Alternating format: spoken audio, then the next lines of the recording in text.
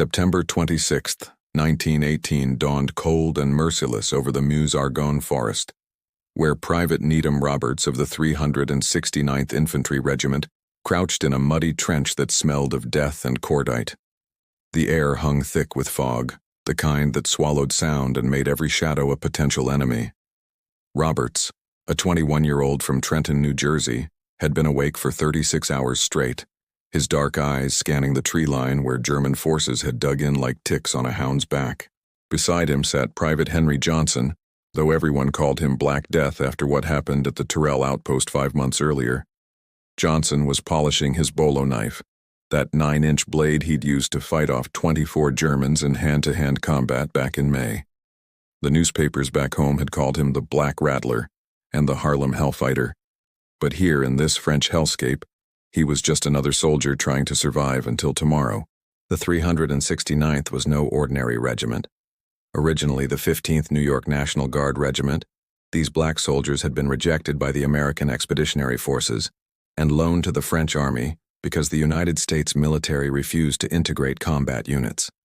The French, desperate for manpower and unburdened by America's racial prejudices, welcomed them with open arms and christened them with a name that would echo through history: the Harlem Hellfighters. According to a detailed account published in the New York Times on May 24, 1918, these men spent 191 consecutive days in combat, longer than any other American unit in the war. Roberts shifted his weight, feeling the letter from his mother crinkle in his breast pocket. She'd written about the race riots in East St. Louis the previous summer, about black families burned out of their homes, about the fear that gripped their community even as their sons fought overseas. The irony wasn't lost on him that he was fighting for a country that wouldn't let him drink from the same water fountain as a white man. "You thinking too loud again, Needham?" Johnson muttered without looking up from his blade. His voice carried the rough edges of Winston-Salem, North Carolina, though he'd spent his adult years working as a porter at Grand Central Station in New York City. "Just wondering if we're going to see another sunrise," Roberts replied. "We will," Johnson said with the confidence of a man who'd already stared down death and made it blink first. "Germans are getting desperate. War's almost over. They can feel it." But desperation made men dangerous, and the German forces holding this sector of the Argonne weren't ready to surrender just yet. Intelligence reports suggested they were planning a major counteroffensive, though nobody knew exactly when or where it would come. The Hellfighters had been ordered to hold this position at all costs, a stretch of trench that overlooked a strategic road junction the Germans needed to move their artillery. Lieutenant James Reese Europe, their commander and the famous jazz band leader from New York, had briefed them the night before. Europe was a legend in his own right, a man who'd brought jazz to France and showed these Europeans that black Americans possessed culture and sophistication beyond what their prejudices imagined. But here, covered in mud and commanding men in mortal combat, he was simply their officer, and he'd made it clear: if we lose this position, the entire offensive fails. We hold, or we die trying. Roberts checked his Springfield rifle for the 100th time, making sure the bolt action moved smoothly. The weapon felt solid in his hands, reliable, unlike the promises his country had made about equality and justice. He'd enlisted believing that military service might earn black Americans a seat at the table of citizenship, might prove their worth to a nation that treated them as second-class citizens. Now, months into this meat grinder of a war, he understood that heroism wouldn't erase racism, that no amount of German blood spilled would wash away the stain of American prejudice. "Contact!" The shout came from Private Elmer McCowan down the line, and suddenly the morning erupted into chaos. The German artillery shells began their descent with a sound like ripping canvas, that distinctive whistle that every soldier learned to recognize and fear in equal measure. Roberts threw himself against the trench wall as the first explosion erupted 30 yards to his left, showering the position with clods of French soil and shrapnel that pinged off helmets like deadly rain. The bombardment had begun, and it meant only one thing: infantry would follow. Through the smoke and confusion, Lieutenant Europe moved along the trench line with remarkable calm, his voice cutting through the chaos. "Steady, men. They're trying to soften us up before they charge. Hold your positions and wait for my command to fire. Europe had trained with the 15th in Spartanburg, South Carolina, where local whites had tried to intimidate the black soldiers, where Jim Crow laws forced them to endure humiliation even while preparing to fight for their country. But Europe had kept his men disciplined, channeling their righteous anger into combat readiness. Roberts peered over the parapet as the barrage lifted, knowing what came next. The fog was beginning to burn off under the pale September sun, and through the thinning mist, he could see them. Gray uniformed figures emerging from the tree line in a skirmish line, their Mauser rifles held at the ready. The Germans were advancing in force, perhaps 2 companies strong, enough to overrun this position if they reached the trenches. "Here they come!" Johnson shouted, raising his Springfield and sighting on the approaching enemy. The entire line opened fire simultaneously, a rolling thunder of rifle shots that cut down the first wave of Germans like wheat before a scythe. Roberts fired, worked the bolt, fired again, the familiar routine taking over as training suppressed thought. Men fell in the field before them, but more kept coming, stepping over their dead comrades with the grim determination of soldiers who knew retreat meant death at the hands of their own officers. The German army of 1918 was not the confident juggernaut that had swept through Belgium 4 years earlier.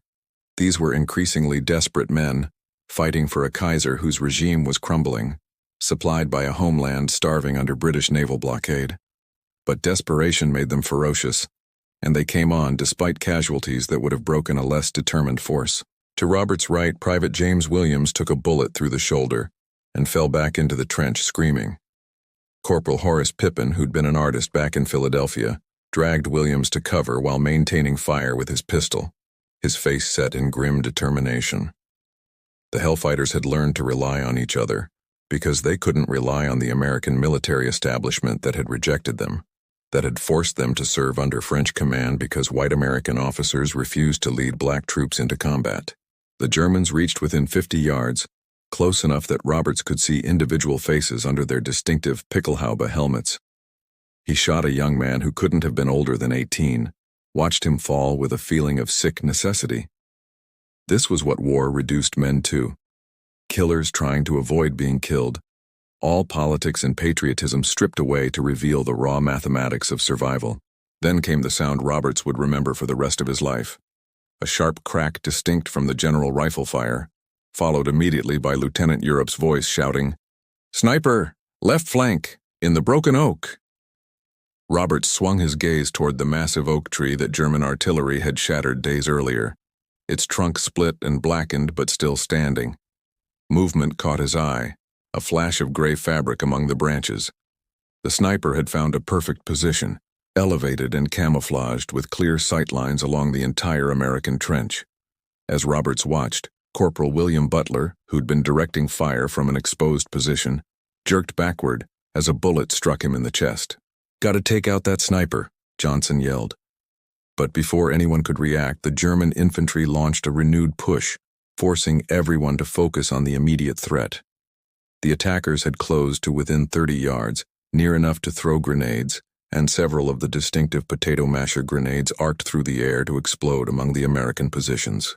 Private Samuel Jackson, a former railroad worker from Alabama, caught one of the grenades and hurled it back before it detonated, saving half a dozen men. But the German sniper continued his methodical work, picking off anyone who exposed themselves for more than a few seconds. Roberts realized that the sniper was specifically targeting leaders and key personnel, trying to decapitate the American command structure. Lieutenant Europe understood the danger immediately. "Roberts, Johnson, Williams, someone has to take out that sniper or we're all dead. The rest of you keep them off our backs." His orders were clear, but executing them meant leaving the relative safety of the trench and advancing under fire toward a skilled marksman who already had them in his sights. It was, in military parlance, a suicide mission, the kind that earned posthumous medals and grieving telegrams to families back home. Roberts locked eyes with Johnson, and in that moment no words were necessary. They'd trained together in New York, endured racist abuse together in South Carolina, fought together in France. If they were going to die, at least they'd die as free men, fighting by choice rather than living in chains by circumstance. Roberts checked his rifle one final time, took a deep breath that tasted of smoke and blood, and prepared to climb out of the trench toward almost certain death. Private Reginald Thompson had just turned 19 years old when the German sniper's bullet found him. Roberts watched the young man from Harlem take the shot through the throat, a pink mist erupting as Thompson's carotid artery opened to the morning air. The boy had been singing gospel songs the night before, his voice carrying sweet and clear through the darkness, reminding the men of home and churches and Sunday mornings when death seemed like something that happened to other people in other places. Now Thompson lay gurgling his last breaths in the muddy bottom of the trench, while his blood mixed with rainwater and French soil. His mother back on 135th Street would receive a telegram in 3 weeks, delivered by a white officer who wouldn't meet her eyes, who would offer the government's condolences while his country still denied her the right to vote. Thompson's death meant something in this French forest, but Roberts wondered if it would mean anything back in America, where black lives had never been valued at the same price as white ones. "I'm going after him," Roberts announced, slinging his rifle across his back and pulling out his pistol. The Colt .45 felt heavy and reassuring in his grip, a weapon meant for close work, for killing at ranges where you could smell your enemy's breath. Johnson grabbed his arm, but Roberts shook him off. "That bastard's killed 4 of our boys. Someone's got to end him." The German infantry had pulled back momentarily, regrouping for another assault after the withering fire from the Hellfighters had broken their first 2 waves. Bodies littered the field in gray heaps, German soldiers who would never see Berlin or Munich or Hamburg again, who had died in a foreign land for a Kaiser's ambition. The temporary lull gave Roberts his window, though he knew the sniper would be watching for exactly this kind of move. Lieutenant Europe appeared at his shoulder, his face streaked with mud and powder burns. "Roberts, that's a damn fool thing you're planning. That sniper's a professional, probably been hunting since he was old enough to hold a rifle. You go out there, you're dead." "Then I'm dead, sir," Roberts replied with a calmness that surprised him. "But if I don't go, he keeps picking us off until there's nobody left. Thompson deserves better than having his killer walk away." He didn't mention that Thompson had saved his life 2 weeks earlier, pushing him down just before a German machine gun stitched the air where Roberts's head had been. Debts like that had to be paid, even if the payment came in blood. Europe studied him for a long moment, then nodded slowly. "You've got 5 minutes before we launch covering fire for the next assault. If you're not back by then, we're leaving without you." It wasn't cruelty. It was necessity. The mission had to continue regardless of individual fates. A harsh calculus that ground men into statistics and turned heroes into footnotes. Roberts didn't wait for second thoughts to catch up with courage. He vaulted over the trench parapet and hit the ground running, zigzagging toward a shell crater 20 yards out. The crack of the sniper's rifle followed immediately, and he felt the bullet pass close enough to stir the air beside his head. The shooter was good, compensating for movement and distance, adjusting for wind. Roberts dove into the crater and pressed himself against the torn earth, his heart hammering against his ribs. From this new position, he had a better angle on the broken oak tree. He could see now that the sniper had constructed a hide among the branches, using shattered limbs and debris to create a concealed platform. It was textbook sniper craft, the kind taught in specialist schools, which meant Roberts was dealing with a Scharfschütze, one of Germany's elite marksmen. According to intelligence briefings, these men were drawn from the best hunters and sportsmen in Germany, given specialized training and equipped with scoped rifles. They were professional killers, patient and precise, and they rarely missed twice. Roberts mapped out his next move, eyeing a fallen log that would get him within 50 yards of the oak. The distance was still too far for accurate pistol work, but he could use his rifle from there if he could get into position without the sniper spotting him first. The problem was the 20 yards of open ground between the crater and the log, a killing zone where he'd be exposed and vulnerable. Behind him, the German infantry was reforming for another assault, their officers shouting orders in harsh syllables that carried across the battlefield. Roberts knew his time was running out. If the Germans charged while he was caught in no man's land, he'd be shot by both sides, a pointless death that would accomplish nothing. He had to move now, or abandon the attempt. He gathered his legs beneath him, taking 3 deep breaths to oxygenate his blood for the sprint. His mother's face flashed through his mind, her hands rough from taking in washing and ironing to support the family after his father died. She'd begged him not to enlist, warned him that America would use him up and throw him away like it did every black man who believed in its promises. But Roberts had gone anyway, driven by some foolish hope that heroism might change minds, that proving black courage could erode white prejudice. The sprint lasted perhaps 4 seconds, though it felt like an hour. Roberts ran with everything he had, his boots churning the muddy ground, his lungs burning with exertion. The sniper's rifle cracked once, twice, 3 times in rapid succession, each shot tugging at his uniform but finding no flesh. He threw himself behind the log as a 4th bullet buried itself in the wood inches from his face, splinters stinging his cheek. From this position, Roberts could see the sniper more clearly now, a young man, probably mid-20s, with a thin face and intense concentration. The German was working the bolt of his rifle with practiced efficiency, already searching for his next target. Roberts raised his Springfield, knowing he had one chance to make this shot count before the sniper spotted him and ended this dance permanently. His finger tightened on the trigger as he drew a bead on the hide among the branches, calculating distance and windage, preparing to kill a man he'd never met over a piece of ground that neither of them would own when the war finally ended. Roberts had learned to shoot on his uncle's farm in Pennsylvania, hunting rabbits and groundhogs for the dinner table when money got tight and the family needed meat. His uncle, a veteran of the Spanish-American War who'd fought with the Buffalo Soldiers in Cuba, taught him that shooting was 90% patience and 10% squeeze. "You don't pull a trigger, boy," Uncle Samuel had said, his weathered hands guiding young Needham's grip. "You caress it gentle, like you're afraid to wake a sleeping baby. The shot should surprise you when it comes." Now, with a German sniper in his sights and death hovering over the battlefield like a carrion bird, Roberts applied those lessons. He controlled his breathing, slowing his racing heart through sheer force of will.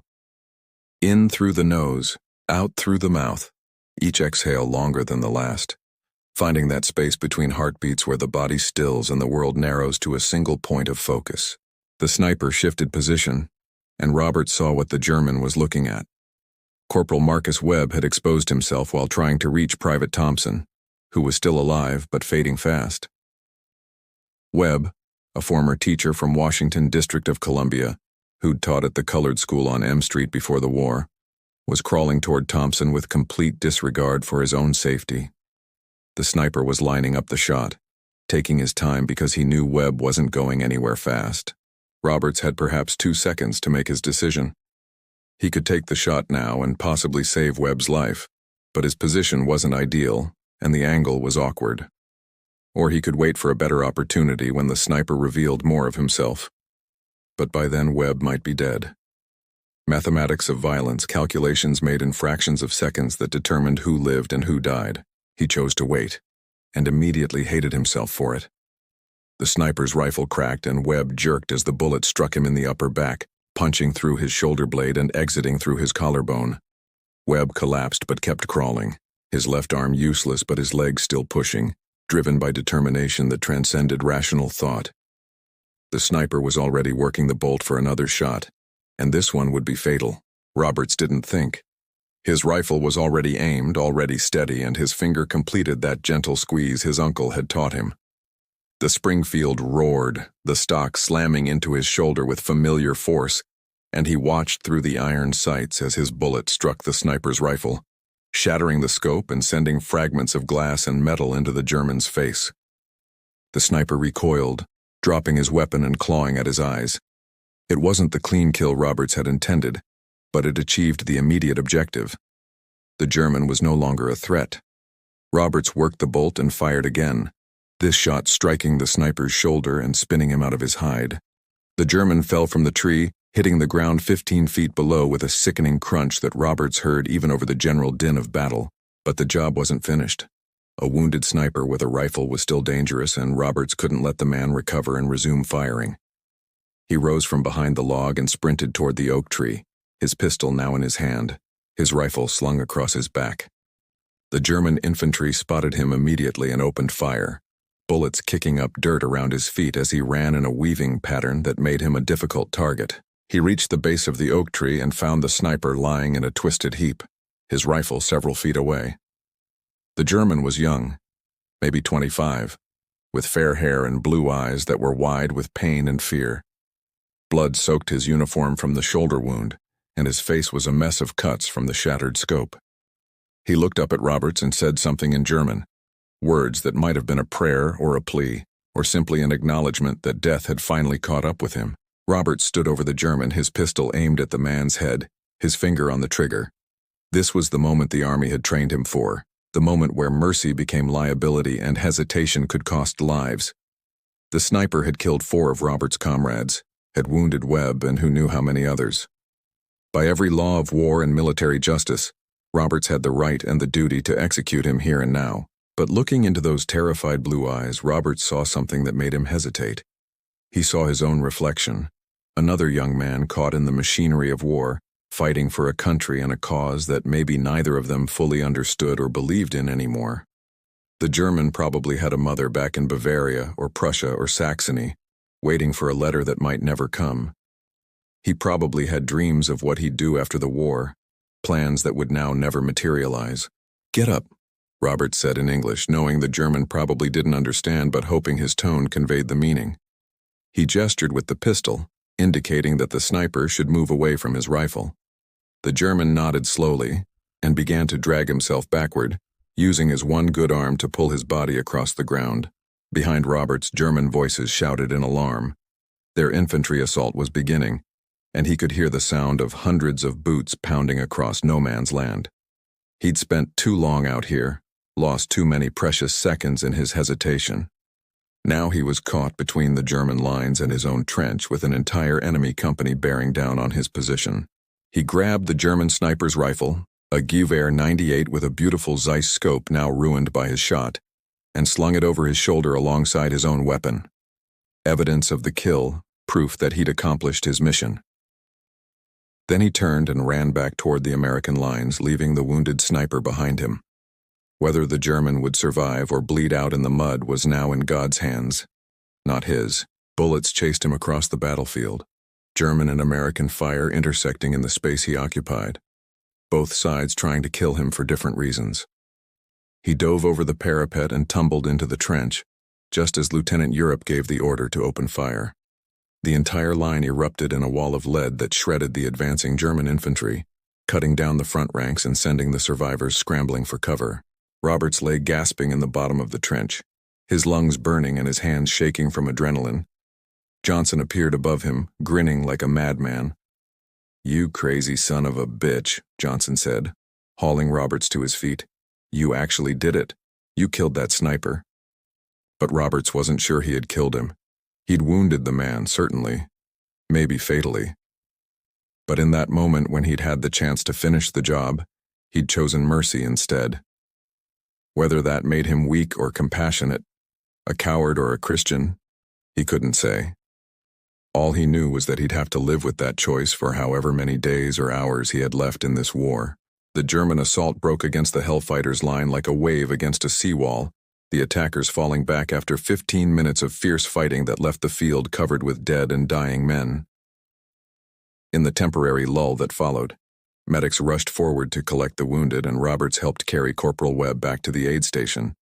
Webb was unconscious but breathing, his chances uncertain but not hopeless. As Roberts returned to his position, he passed Private Thompson's body, now covered with a blanket someone had found. The young man's singing was silenced forever, another voice lost to the great grinding machine of war. Roberts said a silent prayer for Thompson's soul and his mother's grief, then picked up his rifle and returned to watching the tree line, waiting for the next assault that would inevitably come. The afternoon brought rain, cold and persistent, turning the battlefield into a swamp and the trenches into channels of freezing mud that sucked at boots and soaked through uniforms. Roberts stood watch with water dripping from his helmet, his hands numb around his rifle, scanning the German lines for movement. The enemy had pulled back after their failed morning assault, but intelligence suggested they were massing for another attack, this one potentially large enough to overwhelm the Hellfighters' position through sheer weight of numbers. Lieutenant Europe moved through the trench, checking on his men with the calm efficiency that had made him both a celebrated bandleader and an effective combat officer. He stopped beside Roberts, offering him a cigarette from a pack that had somehow stayed dry. Roberts accepted gratefully, cupping his hands around the match flame as Europe lit it, the brief warmth a small mercy in the cold afternoon. "You did good work today, Private," Europe said, his voice barely audible over the patter of rain on steel helmets. "That sniper had us pinned down. You saved lives getting him out of action." Roberts took a long drag on the cigarette, the smoke harsh in his throat but welcome nonetheless. "I didn't kill him, sir. I wounded him bad, but I left him alive." The confession felt necessary, though he wasn't sure why. Maybe because he needed someone to tell him whether his choice had been right or wrong, whether mercy on a battlefield was virtue or failure. Europe was silent for a moment, his dark eyes studying Roberts's face. "You think that makes you weak?" "I think it might have been a mistake," Roberts admitted. "What if he recovers enough to fight again? What if he kills more of our boys because I didn't have the stomach to finish what I started?" The lieutenant took a drag from his own cigarette, the ember glowing bright in the gray afternoon. "I'm going to tell you something that Major Little told me back in training, something I've thought about every day of this war. He said that the moment we lose our humanity is the moment we become no different from the enemy we're fighting. You could have killed that boy easy, and nobody would have blamed you. But you chose to show mercy, even though it endangered you, even though he'd been trying to kill us all morning." Roberts wasn't sure Europe's words made him feel better or worse about his decision. War seemed to operate on different moral principles than civilian life, and he was still learning to navigate that treacherous territory. "What happens if mercy gets someone killed, sir? What happens when compassion becomes a liability?" Before Europe could answer, the German artillery opened up again, shells screaming overhead to burst along the American rear positions. The barrage was heavier this time, more sustained, the kind of preparation fire that preceded a major assault. Europe dropped his cigarette and crushed it under his boot, already moving down the line to prepare his men for what was coming. "Here we go again," Johnson shouted from his position, checking his ammunition supply and making sure his rifle was ready. The men around him did likewise, that familiar pre-combat ritual that focused the mind and calmed the nerves. Roberts found his hands moving through the same routine, checking his rifle, counting his ammunition, making sure his bayonet was secured.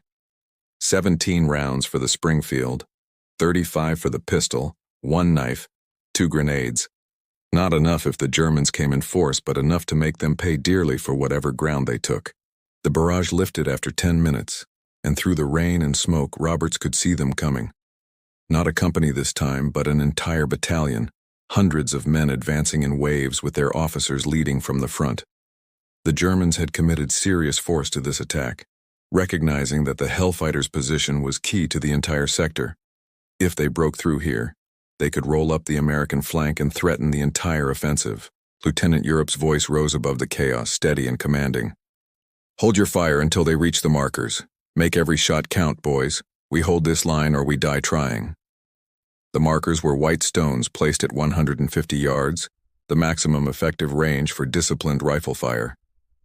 The men of the 369th had become expert marksmen through necessity, learning that accurate fire could compensate for inferior numbers. The Germans crossed the markers and the American line erupted. Roberts fired, worked the bolt, fired again, finding his rhythm as training overrode fear. Men fell before his rifle, gray uniformed figures dropping into the mud, but more kept coming. The German determination was ferocious, fueled by desperation and the knowledge that the war was turning against them. These men knew that losing France meant losing the war, and they fought with the fury of the cornered and condemned. Through the smoke and rain, Roberts spotted something that made his blood run cold. A German squad was maneuvering toward their left flank, using the cover of a shallow ravine to approach unseen. If they reached that position, they could enfilade the entire American line, shooting down the length of the trench and slaughtering the Hellfighters where they stood. He grabbed Johnson's arm and pointed, shouting to be heard over the gunfire. "Left flank! They're trying to roll us up." Johnson saw it immediately and began redirecting fire toward the ravine. But the German squad was well led and used the terrain expertly. They reached the edge of the American position before anyone could stop them, and suddenly there were enemy soldiers in the trench itself, fighting hand-to-hand with the Hellfighters in the brutal close-quarters combat. that turned men into animals. Roberts found himself face to face with a German private, a kid who couldn't have been more than 17, terror and rage mixing on his young face.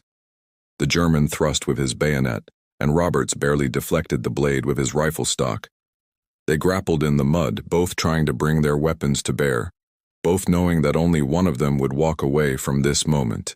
Roberts was stronger, his frame hardened by years of manual labor before the war, and he managed to twist the German's rifle from his hands. But the kid pulled a trench knife and slashed at Roberts's face, the blade opening a cut across his cheek that filled his mouth with the copper taste of blood. Rage flooded through Roberts, pure and primal, and he smashed his rifle butt into the German's face with enough force to shatter bone. The German went down, his knife falling from nerveless fingers, and Roberts stood over him with his bayonet ready to finish the job. But he saw the boy's eyes, glazed with shock and pain. And he saw the sniper from this morning, and he saw himself reflected in all the young men dying in this French mud for reasons none of them fully understood. His hand wavered, mercy and duty warring in his chest. "Needham, behind you." Johnson's shout came just in time. Roberts spun to find another German soldier raising his rifle to shoot him in the back. Without thinking, Roberts fired from the hip, the bullet catching the German in the chest and dropping him instantly. The hesitation that had saved the sniper this morning had almost cost Roberts his life just now, and the lesson was brutally clear. Mercy on a battlefield was a luxury he couldn't afford. The hand-to-hand fighting lasted another hour, the longest hour of Roberts's life. A swirling nightmare of blood and mud and screaming men that reduced warfare to its most primitive essence. Rifles became clubs, bayonets became spears, and men fought with fists and teeth when their weapons broke or ran empty. The Hellfighters held their ground through sheer determination, refusing to yield an inch of French soil even as German reinforcements kept pouring into the assault. Private Jacob Carter, who'd worked as a dock worker in Baltimore before the war, fought with a broken rifle stock, swinging it like a baseball bat until it shattered completely, then drawing his knife to continue the fight. Sergeant Noble Sissel, Lieutenant Europe's right hand and a fellow musician who'd performed at Carnegie Hall before enlisting, organized a counterattack that drove a German penetration back out of the trench. Men Roberts had trained with, eaten with, sung with, died around him, their final moments reduced to gasps and prayers and the terrible sounds bodies make when life leaves them. Roberts lost track of time, lost track of everything except the next enemy soldier, the next threat, the next moment of survival. His rifle jammed after the 15th round, fouled with mud and blood, and he transitioned to his pistol without conscious thought, firing until the slide locked back on an empty chamber. He reloaded by feel, his hands moving through the mechanical process while his eyes searched for targets, his brain operating on pure instinct and adrenaline. Beside him, Johnson fought like the demon the French newspapers had called him, his bolo knife rising and falling with mechanical efficiency, each stroke ending a German life. Johnson had killed 24 Germans in hand-to-hand combat during the May raid on the Tourelle outpost, fighting on even after being wounded 21 times. And today he was adding to that terrible tally. His face was streaked with blood, some his own, most belonging to others, and his eyes held a 1,000-yard stare that Roberts recognized from mirrors in the morning. The German assault finally broke around 3 in the afternoon, their officers pulling back the survivors after realizing that the Hellfighters would die before they surrendered. The battlefield fell into an exhausted silence broken only by the groans of wounded men and the patter of rain on corpses. Roberts sagged against the trench wall, his hands shaking so badly he could barely light the cigarette Johnson offered him. "How many you think we lost?" Roberts asked, his voice hoarse from shouting orders and breathing cordite smoke. "Too many," Johnson replied, and that was all the answer needed. Later, the official count would show that the 369th Infantry Regiment had suffered 43 dead and 117 wounded in the day's fighting, a casualty rate of nearly 30%. But numbers on a report couldn't capture the reality of friends torn apart, of young men dying in mud thousands of miles from home, of the holes left in the regiment's ranks that would never be filled. Corporal Webb was still alive somehow, though the medic said it was 50-50 whether he'd make it through the night. Private Thompson's body had been carried to the rear, joining the growing collection of flag-draped forms that represented the price of holding this unnamed stretch of French countryside. Roberts wondered if Thompson's mother would ever know exactly where her son died, whether this place would mean anything to her beyond being the location where her baby boy stopped breathing. As dusk settled over the battlefield, Lieutenant Europe gathered his surviving officers for a briefing. Roberts wasn't an officer, but Europe called him forward anyway, recognizing that battlefield performance mattered more than rank when lives were on the line. The lieutenant's face was gray with exhaustion, but his voice remained steady as he laid out the situation. "Intelligence reports that the Germans are planning one more push tonight," Europe said, spreading a mud-stained map across an ammunition crate. "They need this road junction, and they're willing to pay for it in blood. We've hurt them badly today, but they've still got numbers on their side." He paused, meeting each man's eyes in turn. "Division wants to pull us back to secondary positions, but I told them we'd hold through tomorrow if they can get us reinforcements by dawn. We hold, gentlemen. That's our job." Roberts felt the weight of those words settle on his shoulders. Hold. Such a simple word, but it meant standing in place while men tried to kill you, meant watching friends die, meant making choices between survival and duty every minute of every hour. He thought about the German sniper, wondered if the man had died of his wounds or been carried to safety by his comrades, wondered if mercy shown in morning would return as bullets in the night. The briefing concluded with orders to consolidate positions, redistribute ammunition, and prepare for night combat. Roberts returned to his section of the line, where Johnson was already organizing the men for the coming darkness. Night fighting was the most terrifying kind, where muzzle flashes gave away positions and every sound might be the enemy crawling closer through the mud. "You know what keeps me going?" Johnson said as they worked to shore up the trench walls with salvaged timber and sandbags. "Thinking about going home, walking down Lenox Avenue with my head held high, knowing I didn't break when things got hard. Thinking about looking white folks in the eye as an equal, as a man who proved his worth." Roberts nodded, understanding the sentiment even if he didn't share the optimism. He'd seen too much of America's racial hatred to believe that military service would magically erase centuries of prejudice. But hope was what kept men fighting when logic said to run, and he wasn't about to crush Johnson's dreams with his own cynicism. As darkness fell, the rain intensified, turning the battlefield into a nightmare landscape of shell holes filled with water and corpses. The Germans launched their night attack around 2200 hours, coming silently through the darkness with knives and clubs, trying to infiltrate the American positions before the alarm could be raised. But the Hellfighters were ready, their sentries alert, and their positions hardened by a day of brutal combat. Roberts killed his first German of the night assault without even seeing the man's face, hearing movement in the darkness and firing at the sound. The scream that followed confirmed the hit, but he felt no satisfaction, only the grim necessity of survival. More figures appeared in the darkness, and the night erupted into chaos once again. The night attack differed from the daylight assaults in ways that stretched human nerves to their breaking point. Roberts couldn't see more than 10 feet in any direction, the darkness absolute under heavy clouds that blocked even starlight. Every sound became magnified, the squelch of boots in mud, the rasp of breath, the metallic click of rifle bolts working. The Germans had learned from their daylight failures and adapted their tactics, sending small infiltration teams to probe for weaknesses rather than launching frontal assaults that the Hellfighters' rifles could shred. Sergeant William Butler, who'd survived being shot by the sniper that morning by virtue of wearing a steel pocket watch that deflected the bullet, organized the defense with quiet competence. Butler, a former Pullman porter from Chicago who'd dealt with white passengers' contempt for years, moved through the darkness like a ghost, whispering orders and repositioning men to cover gaps in the line.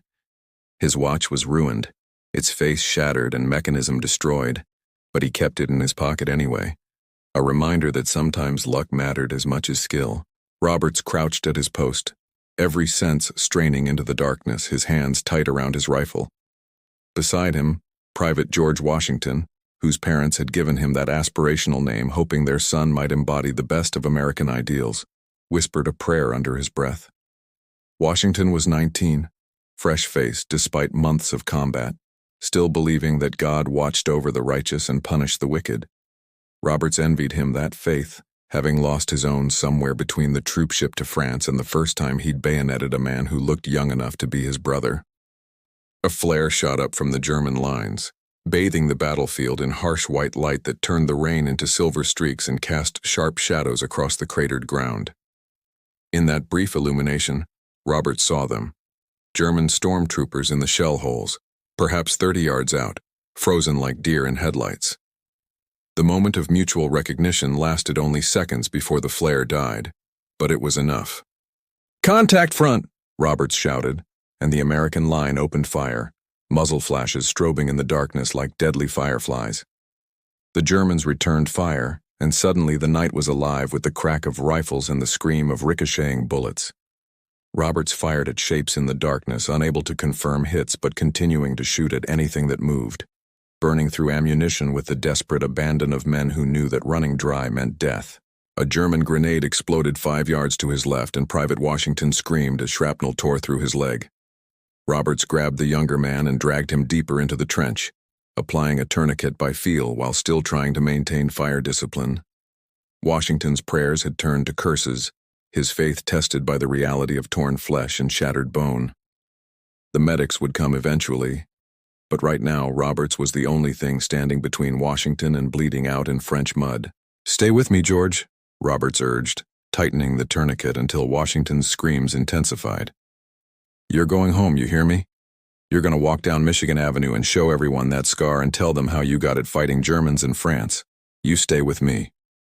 But even as he spoke encouragement, Roberts saw Washington's eyes losing focus, shock setting in as his body shut down non-essential systems to preserve core functions.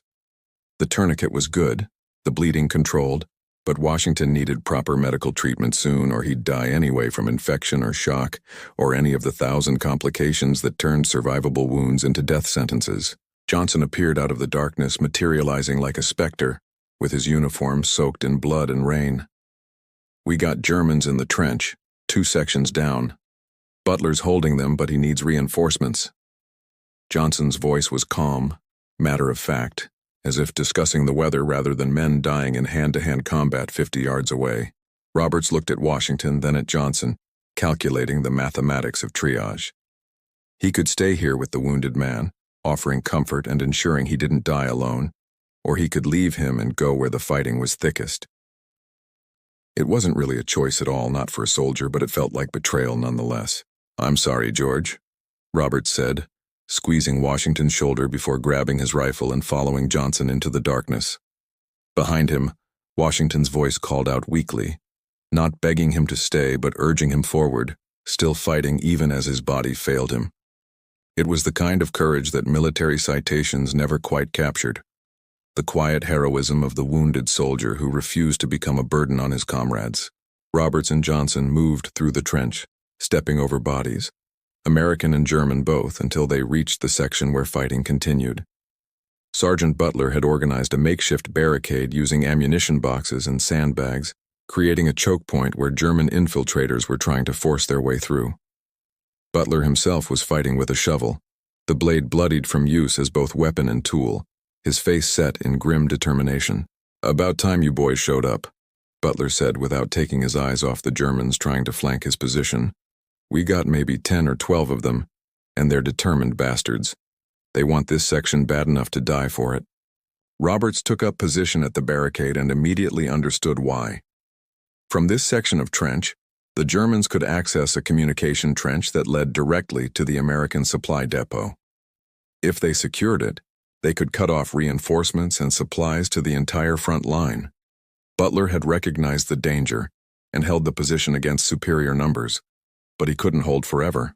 The Germans came again, and the fighting devolved into the brutal close-quarters combat that characterized trench warfare. Roberts fired until his rifle clicked empty, then used it as a club, smashing the stock into a German soldier's face with enough force to drop the man instantly. Johnson was beside him, that bolo knife working with terrible efficiency, each stroke precise and economical. These weren't soldiers anymore, but killers, reduced to the most basic instinct of survival.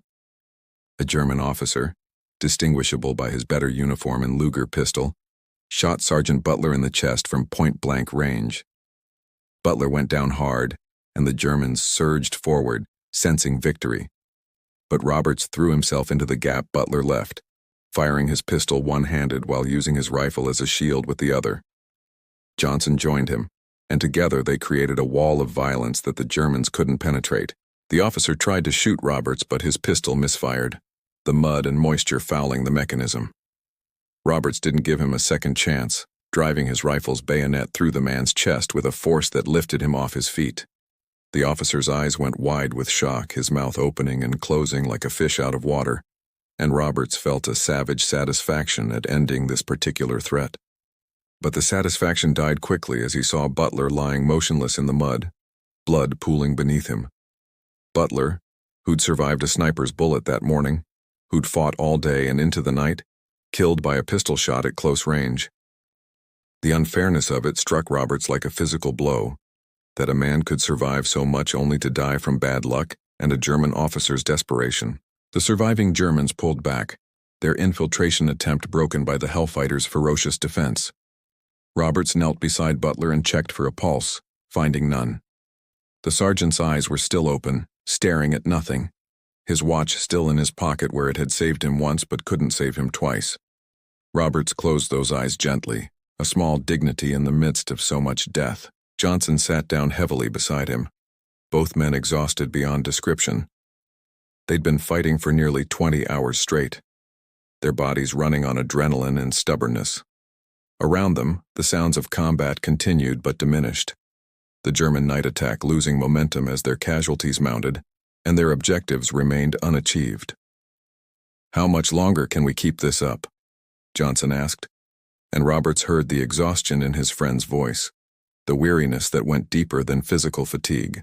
"Until relief comes or we're dead," Roberts replied, because that was the only honest answer. "Those are the options, Henry. We hold until we can't hold anymore, and then we hold some more." As if in answer to his words, a runner appeared with a message from Lieutenant Europe. Reinforcements were en route, elements of the 92nd Division were being diverted to strengthen the line, and they just had to hold until dawn. Just had to survive another 4 hours of darkness with Germans probing their defenses and ammunition running low, and wounded men dying for lack of medical attention. Roberts reloaded his weapons with the last of his ammunition, knowing that when these rounds were gone, he'd be fighting with bayonet and knife and anything else he could find. He thought about his mother back in Trenton, wondered if she knew yet that her son was fighting in this hell, wondered if she'd understand the choices he'd made when mercy and duty pulled in opposite directions.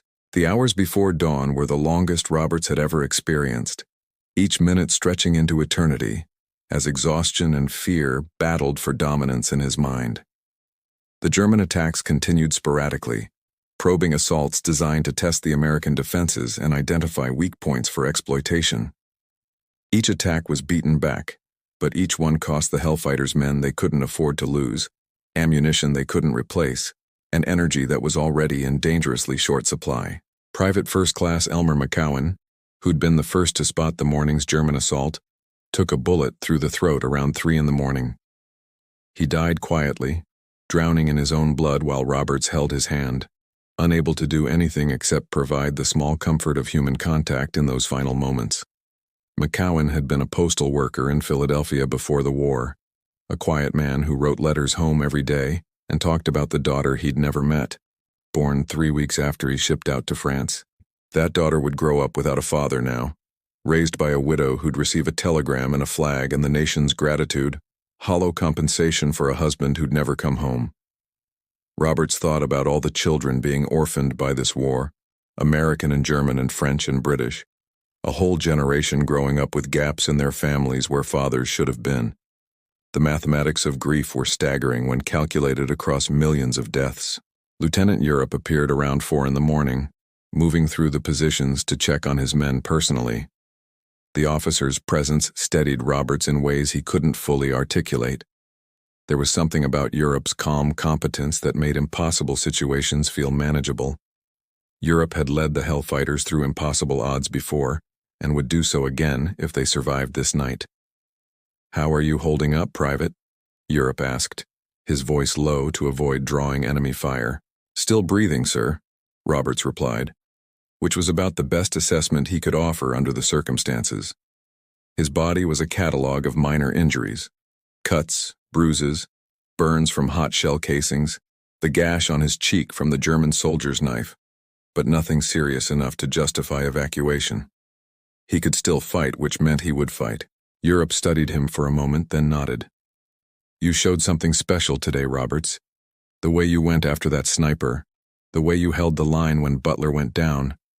That's the kind of leadership this regiment needs." He paused, seeming to consider his next words carefully. "War changes men, forces us to make choices we never imagined we'd face. But how we make those choices defines who we are. You could have executed that sniper this morning, would have been justified doing it, but you chose mercy instead. That took more courage than killing him would have." Roberts wasn't sure he agreed with Europe's assessment, but he appreciated the officer's words nonetheless. "Mercy almost got me killed tonight, sir. When I hesitated with that German boy in the trench, I almost took a bullet in the back." "But you didn't," Europe countered. "You learned from the experience and adapted. That's what separates good soldiers from dead ones. The ability to learn and adjust without losing your humanity in the process. Don't confuse mercy with weakness, Roberts. They're not the same thing." Before Roberts could respond, the sound of engines rumbled in the distance, growing louder as they approached. The reinforcements were arriving. Trucks carrying elements of the 92nd Division, along with ammunition and supplies. Lieutenant Europe smiled, the expression transforming his exhausted face. "Hear that, Private? That's the sound of survival. We made it through the night." The relief Roberts felt was almost overwhelming, a physical sensation that left him lightheaded. They'd done it. Against overwhelming odds, with casualties mounting and ammunition running low, the Hellfighters had held their position. The German offensive had broken against their defense like waves against a seawall, and now reinforcements would strengthen the line and prevent any further attacks from succeeding. As dawn broke over the Meuse-Argonne, Roberts stood in the trench and watched the sun rise over a battlefield strewn with dead. German and American bodies lay tangled together in shell holes, the rain having washed away some of the blood but not the evidence of what had occurred here. Medics moved through the carnage, searching for wounded who might still be saved, their Red Cross armbands the only spot of clean color in the gray and brown landscape. Johnson appeared beside him, offering a canteen of water that Roberts accepted gratefully. They stood together in silence, two men who'd survived hell and now had to figure out how to live with what they'd done and seen. The water tasted like rust and chemicals from the purification tablets, but it was the best thing Roberts had ever drunk. "You think it meant something?" Johnson asked after a long silence. "All this fighting, all these boys dead. You think it'll change anything back home?" Roberts wanted to say yes, wanted to believe that their service would earn Black Americans the respect and equality they deserved, but he'd seen too much of human nature to be that optimistic. "I think we proved something to ourselves," he said finally. "Proved we're as brave, as capable as any white soldier. Whether America recognizes that or not, we know it. That has to count for something." Johnson nodded slowly. "Maybe you're right. Maybe that's enough." But Roberts knew it wasn't enough. Not really. They deserved more than self-knowledge and personal pride. They deserved the full rights of citizenship, deserved to return to an America that valued their contributions and rejected the racism that had forced them to serve under French command, because their own country wouldn't trust them in combat. They deserved not to be heroes in France and second-class citizens at home. The reinforcements established new positions and relieved the exhausted Hellfighters, allowing them to withdraw for rest and resupply. Roberts helped carry the wounded to the trucks, including Private Washington, who'd survived the night through sheer stubborn will. Washington was delirious with fever and blood loss, but he was alive, and that meant the tourniquet Roberts had applied in the darkness had done its job. As they loaded Washington into the ambulance, the young private grabbed Roberts's hand with surprising strength. "Thank you," Washington whispered. "Thank you for not leaving me." "You're going to be fine, George," Roberts assured him, though he had no way of knowing if that was true. "You're going home to Chicago with a hell of a story to tell." Europe read from a list of names, and each one hit Roberts like a physical blow.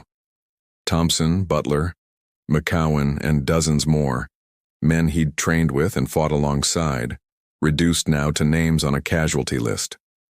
The lieutenant's voice remained steady as he read, but Roberts could see the pain in his eyes. The weight of command that meant sending men into situations where death was not just possible, but likely. These men died holding ground that their own country wouldn't let them fight for, Europe said when the reading concluded. They died proving that courage and honor have no color, that Black Americans will stand and fight and bleed for freedom even when that freedom is denied to them at home. We honor their memory by continuing to fight, by refusing to break no matter what the enemy throws at us, by showing the world what we're made of. The ceremony concluded with a moment of silence, each man alone with his thoughts and memories. Robert stood with his head bowed, thinking about Thompson's singing and Butler's courage, and McCowan's daughter who'd never know her father. He thought about the German sniper lying wounded under that shattered oak tree, wondered if the man had survived or died, wondered if mercy shown to an enemy could somehow balance the scales against the deaths of friends. 3 days after the battle, Roberts was summoned to Lieutenant Europe's command post for what the runner mysteriously called a matter of importance. The past 72 hours had passed in a blur of rest, resupply, and reflection as the Hellfighters recovered from their ordeal and prepared for the next phase of the American offensive. The lines had stabilized, German resistance had weakened, and intelligence suggested the war might actually be approaching its end after 4 years of slaughter. Roberts found Europe in a farmhouse cellar that served as regimental headquarters, studying maps by lantern light alongside several French officers. The lieutenant looked up as Roberts entered and dismissed the French officers with polite efficiency, leaving the 2 Americans alone in the musty underground space. "Sit down, Private," Europe said, gesturing to a wooden crate that served as a chair. "I need to tell you something about that sniper you wounded." Roberts felt his stomach tighten, uncertain what he was about to hear. Had the Germans survived and killed more Americans? Had Robert's mercy come back to haunt them? He sat as ordered, his hands clasped between his knees, waiting for Europe to continue. Roberts didn't know what to say. Part of him was relieved that his decision not to execute the German hadn't resulted in more American deaths. Part of him wondered if that relief made him weak, if a proper soldier would have regretted not finishing the job when he had the chance. "The interesting thing," Europe continued, "is what happened when the sniper regained consciousness. He asked the French doctors to find the American soldier who'd spared his life. Said he needed to tell that soldier something important." Europe reached into his jacket and pulled out a folded piece of paper, German military stationery covered in neat handwriting. "This is a letter he dictated to one of the French nurses. It's addressed to you." Roberts took the letter with hands that trembled slightly, unfolding it to reveal text in French that had been translated into English in the margins by a helpful nurse. The handwriting was elegant, educated, the script of someone who'd been schooled in the humanities before the war turned him into a killer. Roberts read the letter twice, then a third time, trying to process what it meant. The sniper had a name now, Friedrich Weber, and a history beyond being an enemy combatant.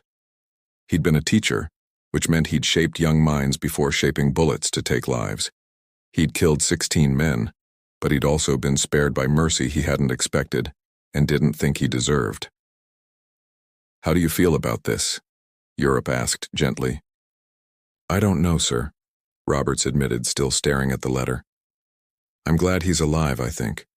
Glad my choice to spare him didn't result in more of our men dying. But I'm also thinking about the 16 men he killed, about their families who'll never see them again. Is one man's gratitude worth 16 lives?" Europe was quiet for a moment, choosing his words carefully. "That's a question philosophers and theologians have debated for centuries, and I'm not wise enough to answer it definitively. But I can tell you this. You made the choice you could live with, and that matters. You could have executed him and no one would have blamed you. Military law and the customs of war would have justified it. But you saw a human being instead of just an enemy, and you chose mercy. That says something about who you are as a man." Roberts folded the letter and tucked it into his breast pocket, next to his mother's most recent correspondence. 2 letters, 2 different perspectives on the war and on humanity. both of them speaking to the complexity of moral choice in impossible circumstances. "What should I do with this, sir?" "Keep it," Europe advised. "When you get home and people ask you what the war was like, when they want to hear stories about heroism and glory, show them that letter. Remind them that the enemy was made up of human beings too, that war isn't an adventure but a tragedy that destroys everyone it touches, victor and vanquished alike. Maybe if enough people understand that, we won't have to do this again in another generation." But Robert suspected that Europe's hope was naive, that humanity's capacity for violence and hatred ran too deep to be erased by individual acts of mercy or letters from grateful enemies. In 20 years, maybe less, there would be another war, another generation of young men sent to kill each other over politics and territory and ideologies. The cycle would continue because people never learned from history, never truly grasped the cost of their decisions until they were standing in trenches watching friends die. The conversation moved to other topics: upcoming operations, promotions to replace fallen officers, rumors that the German government was seeking an armistice. The war was winding down, though nobody knew exactly when it would end. Soldiers on both sides were exhausted, worn down by years of combat that had accomplished little except filling cemeteries and creating a generation of widows and orphans. As Roberts left the command post, he encountered Johnson sitting on a stone wall outside, cleaning his rifle with the methodical care of a man who'd learned that maintenance meant the difference between life and death. Johnson looked up as Roberts approached, a question in his eyes. "Everything all right?" Johnson asked. "The sniper I wounded survived," Roberts said, sitting beside his friend. "He wrote me a letter, thanking me for sparing his life. Said I reminded him that humanity could survive even in war." Johnson absorbed this information silently, then resumed cleaning his rifle. "You think we'll ever get back to normal after this? Ever be able to look at the world the way we did before?" "No," Roberts answered honestly. "I think we're changed forever. We've seen too much, done too much, but maybe that's not entirely bad. Maybe seeing the worst of humanity makes us appreciate the best of it more. Makes us value mercy and compassion, because we've seen what happens when those things disappear." The conversation lapsed into comfortable silence as both men sat with their thoughts, watching the sun set over a landscape scarred by war. Tomorrow they would return to combat, would face new dangers and make new choices between mercy and duty, survival and morality. But tonight they were alive, and that was enough. November 11th, 1918 arrived with fog and cold rain, the kind of miserable weather that made men huddle in their trenches and curse whatever God had decided that France should be so perpetually wet. Robert stood at his post, rifle at the ready, watching the German lines for movement that never came. The word had spread through the ranks like wildfire. Armistice at 1100 hours, the 11th hour of the 11th day of the 11th month. A mathematical coincidence that someone with a sense of history had decided would make a memorable end to the war. But Roberts didn't feel celebratory. He felt numb, hollowed out by months of combat that had ground away everything except the instinct to survive. Around him, other soldiers reacted with various degrees of disbelief, joy, and confusion. Some men wept openly, others laughed like madmen. Still others simply sat in silence, unable to process that the killing would finally stop. Lieutenant Europe moved through the lines, shaking hands and offering congratulations, his face showing relief mixed with exhaustion. The Hellfighters had fought for 191 consecutive days, longer than any other American unit, and they'd earned a reputation as fierce, capable soldiers who never yielded ground. But reputation and glory felt empty when Roberts thought about the men who hadn't lived to see this day, who died in French mud for a cause that had become increasingly abstract as the war dragged on. At precisely 1100 hours, the guns fell silent. The absence of sound was almost physical, a weight lifting from the battlefield as artillery ceased firing and rifle shots no longer echoed across no man's land. Men on both sides climbed out of their trenches cautiously, unable to believe that the other side wouldn't resume shooting, conditioned by years of violence to expect betrayal and death. Roberts climbed out of his trench and stood in the open for the first time in weeks without fear of immediate death. Across the field, German soldiers were doing the same, gray figures emerging from their positions with the same mixture of disbelief and relief. For a moment, the two sides simply stared at each other. Enemies who'd been trying to kill each other minutes ago, now just exhausted men who wanted to go home. Then someone, Roberts never knew if it was an American or a German, began walking toward the center of no man's land, and others followed. Within minutes, soldiers from both sides were meeting in the cratered, corpse-strewn field that separated the lines, shaking hands and sharing cigarettes and trying to communicate through gestures and broken phrases. The enemy became human again, ceased to be abstractions called the Hun or the Boche, and became individuals with names and stories and families waiting for them. Roberts found himself face to face with a German soldier his own age, a tall man with haunted eyes who offered a cigarette with a trembling hand. They smoked together in silence, sharing the moment without words because language couldn't bridge the gap of what they'd experienced. This man might have been shooting at Roberts yesterday, might have killed men Roberts knew, but today he was just another survivor trying to make sense of surviving. Johnson appeared beside Roberts, his face wet with tears he wasn't bothering to hide. "It's over," Johnson said, his voice breaking on the words. Sweet Jesus, it's finally over. But was it really over? Roberts wondered. The shooting had stopped, yes, but the consequences of this war would echo for generations. Millions were dead, entire cities destroyed, empires collapsed, and nothing had fundamentally changed except the maps. In 20 years, maybe less, another generation would be standing in trenches, making the same mistakes and learning the same lessons that should have been learned this time. As the impromptu fraternization continued, Roberts spotted a familiar face among the German soldiers. Friedrich Weber, the sniper he'd spared, his right arm in a sling and his face bearing the scars from the shattered scope.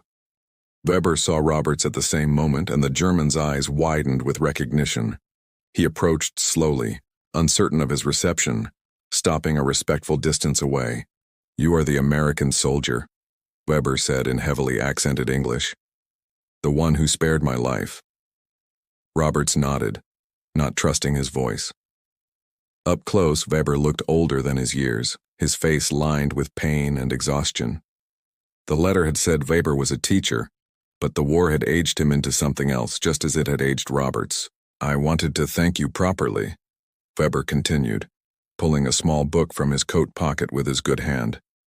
It was a volume of poetry, German verses that Roberts couldn't read but recognized as beautiful from the way Weber handled it reverently. "This was my grandfather's. It is all I have of value, but I want you to have it, as a reminder that even in war there can be mercy." Roberts accepted the book, feeling the weight of what it represented. This wasn't just a gift, but a symbol of two men who'd found humanity in the midst of inhumanity, who'd chosen compassion over hatred despite every reason to do otherwise. "Thank you," Roberts said simply, because there were no adequate words for what he was feeling. They stood together for a moment, enemy soldiers who'd become something else through the accident of mercy shown and received. Then Weber extended his left hand, and Roberts shook it, two men acknowledging their shared experience of war's horror and their shared relief that it had ended. "Maybe someday," Weber said, "when memories of this war have faded, we will meet again in a better world. Until then, I will remember what you taught me, that humanity can survive anything if we choose to let it." Weber returned to his lines, and Roberts watched him go, still holding the book of poetry.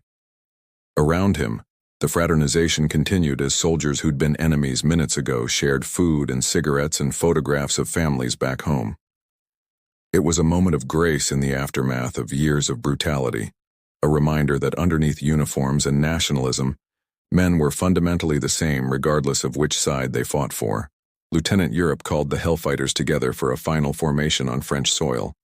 The regiment had suffered enormous casualties, 144 killed and 986 wounded out of approximately 3,000 men.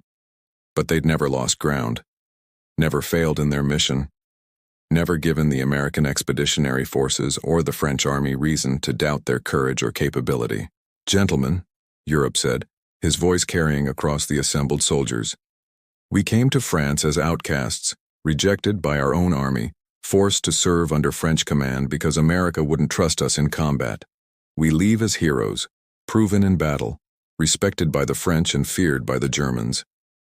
You have earned the right to stand proud, to demand the respect and equality that we were promised but never given. When we return home, do not let anyone tell you that you are less than any other soldier. You have proven your worth in blood and sacrifice, and nobody can take that from you. The speech was met with cheers and tears. Men who'd survived hell now facing the uncertain prospect of returning to a country that still treated them as second-class citizens. Roberts cheered with the rest, but he felt a deep sadness underlying his relief. They'd proven themselves, yes, but would it matter? Would America honor their service or find new ways to deny them the equality they'd earned? As the formation broke up and men began the long process of preparing for demobilization and return home, Roberts found a quiet moment to open Weber's book of poetry. He couldn't read the German text, but someone had written a translation of one poem on the inside cover in English. It read, "In war we learn what men are capable of, both the cruelty that destroys and the mercy that redeems. The challenge is carrying that knowledge home, remembering in peace what we learned in war, that every enemy is someone's son, that every bullet takes a world away, that mercy costs nothing but means everything, that humanity survives only if we choose to let it." Roberts closed the book and tucked it carefully into his pack, knowing he would keep it for the rest of his life. The poem captured something essential about his experience, about the choice he'd made under that shattered oak tree, about the cost of mercy and the price of hatred. Johnson found him as the sun was setting on that historic day, the first sunset of peace after years of war. They sat together on a stone wall, watching the light fade over the Meuse-Argonne forest, where so many men had died, where Roberts had made the choice that would define the rest of his life. "You ever regret it?" Johnson asked quietly. "Sparing that German?" Roberts thought about the question carefully before answering. "No," he said finally. "I don't regret it, but I'll never know if it was the right choice or just the choice I could live with. Maybe that's the best any of us can do in war. Make the choices we can live with and hope they don't cost too many other lives." "That's more wisdom than I expected from a boy from Trenton," Johnson said with a slight smile. "This war aged us all, didn't it? Made us old before our time," Roberts agreed. "But maybe it also taught us something worth knowing. About ourselves, about humanity, about what we're capable of when everything else is stripped away." They sat in silence as darkness fell over France. Two black soldiers who'd proven their courage and capability in the face of an enemy that respected their fighting ability, even if their own country didn't respect their humanity. Tomorrow, they would begin the long journey home, back to an America that would celebrate their victory while continuing to deny them basic civil rights. But tonight, they were simply survivors. Men who'd faced the worst of war and somehow retained enough of their humanity to recognize mercy as strength rather than weakness. The story of how Needham Roberts spared a German sniper's life would be told and retold in the years that followed, though often the details were changed or embellished to make it more dramatic or heroic. Some versions claimed Roberts killed dozens of Germans that day. Others said the sniper was a notorious war criminal who'd murdered hundreds. But Roberts always told the truth when asked. He'd been a frightened young man who'd made a choice in a moment of chaos, a choice that happened to save a life rather than take one. According to historical records maintained by the United States Army, the 369th Infantry Regiment was one of the most decorated American units of World War I, receiving the Croix de Guerre from the French government for their valor in combat. 171 individual members of the regiment received personal Croix de Guerre medals, including Private Needham Roberts, though his citation made no mention of the sniper incident, focusing instead on his actions holding the line during the German night assault. Roberts would return to Trenton after the war, carrying Weber's book of poetry and the memories of men like Thompson and Butler and McCowan who hadn't made it home. He would find an America largely unchanged by the war, where black veterans were still expected to ride in segregated train cars and use separate facilities despite having proven their equality on European battlefields. The promised equality never materialized. The respect never came in the form of civil rights or social justice, but Roberts would also find something unexpected. A community of veterans who understood what he'd experienced. Men who'd seen war's reality and returned changed by it. They would gather in the years that followed, these black veterans, and they would tell stories and share memories and support each other through the difficulties of readjustment.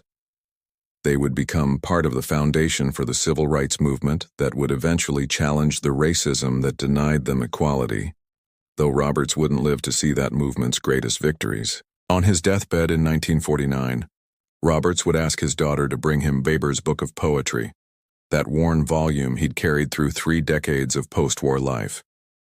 His daughter, who'd heard the story of the German sniper many times, would hold the book while her father's trembling fingers traced the words of the translated poem one final time.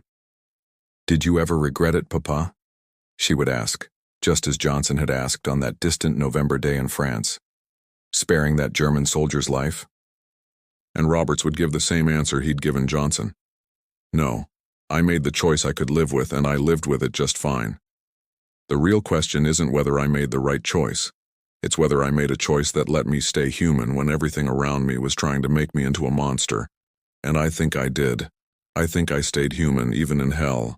Those would be among Needham Roberts' last words, spoken by a man who'd survived one of history's bloodiest wars not through killing, but through a moment of mercy that defined him more than any act of violence ever could.